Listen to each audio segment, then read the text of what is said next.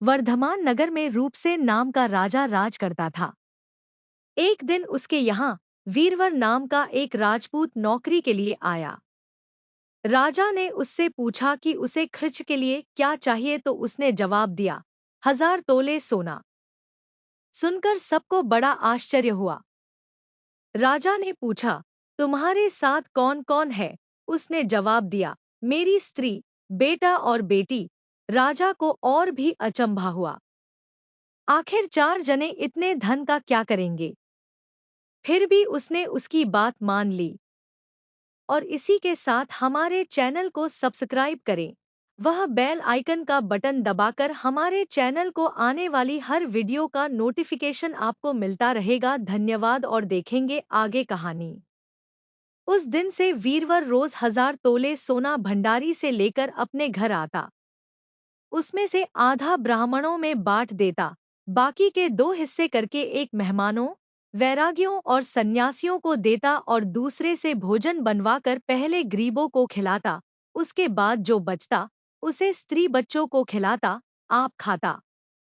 काम यह था कि शाम होते ही ढाल तलवार लेकर राज के पलंग की चौकीदारी करता। राजा को जब कभी रात को जरूरत होती, वह हाजिर रहता। एक आधी रात के समय राजा को मरघट की ओर से किसी के रोने की आवाज आई। उसने वीरवर को पुकारा तो वह आ गया।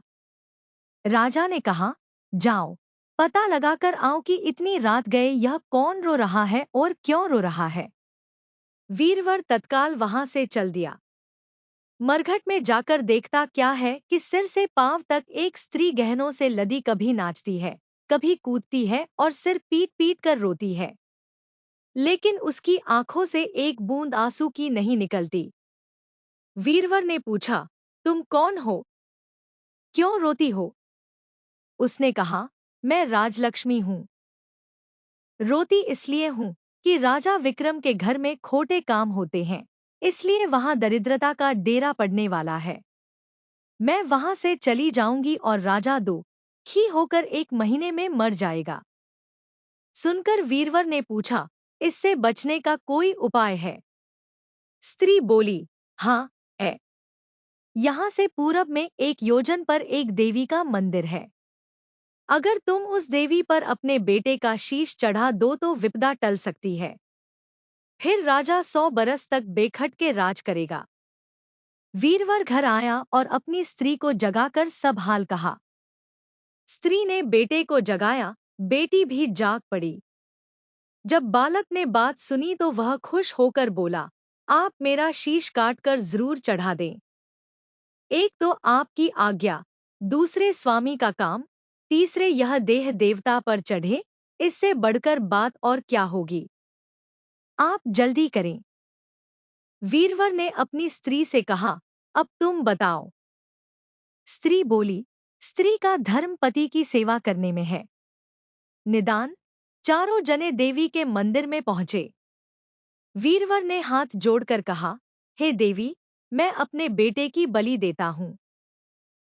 मेरे राजा की 100 बरस की उम्र हो। इतना कहकर उसने इतने जोर से खांडा मारा कि लड़के का शीश धड़ से अलग हो गया। भाई का यह हाल देखकर बहन ने भी खांडे से अपना सिर अलग कर डाला। बेटा बेटी चले गए तो दो ही माँ ने भी उन्हीं का रास्ता पकड़ा और अपनी गर्दन काट दी। वीरवर ने सोचा कि घर में कोई नहीं रहा तो मैं ही जीकर क्या करूंगा। उसने भी अपना सिर काट डाला। राजा को जब यह मालूम हुआ तो वह वहां आया। उसे बड़ा दुख हुआ कि उसके लिए 4 प्राणियों की जान चली गई। वह सोचने लगा कि ऐसा राज करने से धिक्कार है। यह सोच उसने तलवार उठा ली और जैसे ही अपना सिर काटने को हुआ कि देवी ने प्रकट होकर उसका हाथ पकड़ लिया। बोली, राजन, मैं तेरे साहस से प्रसन्न हूं। तू जो वर मांगेगा सो दूंगी। राजा ने कहा, देवी, तुम प्रसन्न हो तो इन 4 को जिला दो। देवी ने अमृत छिड़ककर उन 4 को फिर से जिला दिया। इतना कहकर बेताल बोला, राजा, बताओ, सबसे ज्यादा पुण्य किसका हुआ? राजा बोला, राजा का। बेताल ने पूछा, क्यों? राजा ने कहा, इसलिए कि स्वामी के लिए चाकर का प्राण देना धर्म है, लेकिन चाकर के लिए राजा का राजपाट को छोड़ जान को तिनके के समान समझकर देने को तैयार हो जाना बहुत बड़ी बात है। यह सुन बेताल गायब हो गया और पेड़ पर जा लटका। बेचारा राजा दौड़ा दौड़ा वहां पहुंचा और उसे फिर पकड़कर लाया तो बेताल ने चौथी कहानी कही। और हमारी अगली कहानी सुनाने के लिए हमारे चैनल लविंग स्टोरी पर सब्सक्राइब करें और चैनल को बेल आइकन बटन दबाकर और भी शेयर करें और कमेंट करें। धन्यवाद।